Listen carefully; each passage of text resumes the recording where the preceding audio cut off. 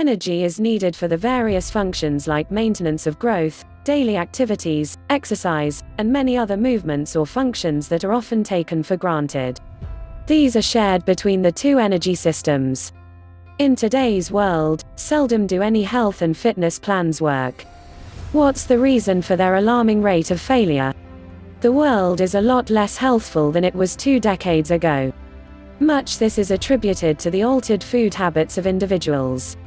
The primary and first to be used energy system is the aerobic system.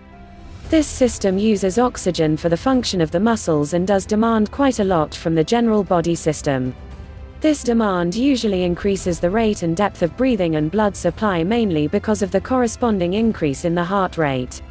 When the body requires more energy which cannot be met due to the elevated need for more oxygen, then the body system automatically switches to the anaerobic energy system. This system is able to produce energy without the need to use oxygen.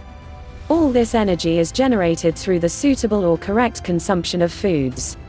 The foods consumed dictate the types of energy levels each individual is capable of producing. Muscle fatigue usually occurs when all the energy sources are exhausted, which can be attributed to a variety of reasons. The most compelling one depends very much on the types of foods consumed.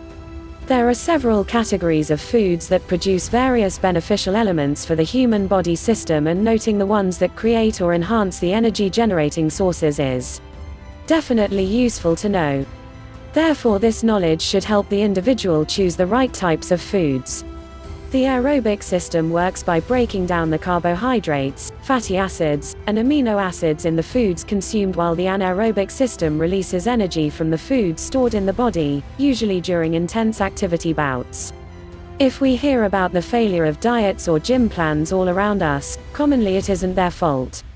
Commonly it is the fault of the individuals who started with much commotion about going through these plans, telling all their acquaintances and co-workers about it, and then didn't abide by those programs. The individuals who abandon the exercise or diet halfway do not see the advantages, naturally, and everybody blames the plan. What the world needs nowadays isn't a fresh health or fitness program or a diet, but it requires motivation. It needs the correct sort of mindset to follow through with whatever plan they have chosen to the very end. If they can do that, most of the health issues that are related to lifestyle situations will get to be outmoded. And we don't have to visit the corners of the earth to discover this motivation. The motivation lies right here, inside us. We simply need to search it out and utilize it. 1 generation ago, individuals wouldn't dream of picking up whatever junk food they could get in order to feed their faces. Nowadays, we do that so very casually. I'm hungry commonly means, I want a burger or a hot dog, likely with chips on the side and some cola. And, I am on a diet, means, I am on a chemically ridden pill which will defeat my hunger and deprive my body of vitamins.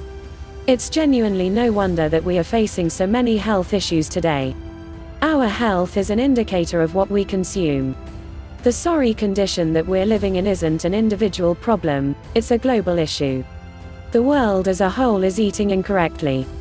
6 in every 10 individuals in the US is overweight, and the number is going to be 8 in every 10 individuals by the time we hit 2015. Are we truly thinking about this? We aren't. Even as you're watching this video, you're likely to have a packet of chips on the side. Do you know that what you spent on that package, which is filling your stomach with some of the most toxic chemicals known to humanity, could instead have fed an emaciated youngster in Rwanda? But it's not simply about being philanthropic. It's about ourselves too. Yes, we have to be selfish.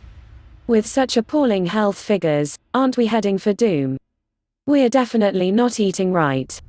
Whatever excess baggage that brings, obesity and the assorted ill health in its wake, we have to be prepared for it.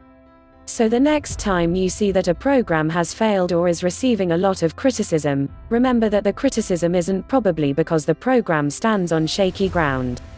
In most cases, it is because people began with great intentions and then did not follow the program as they should have.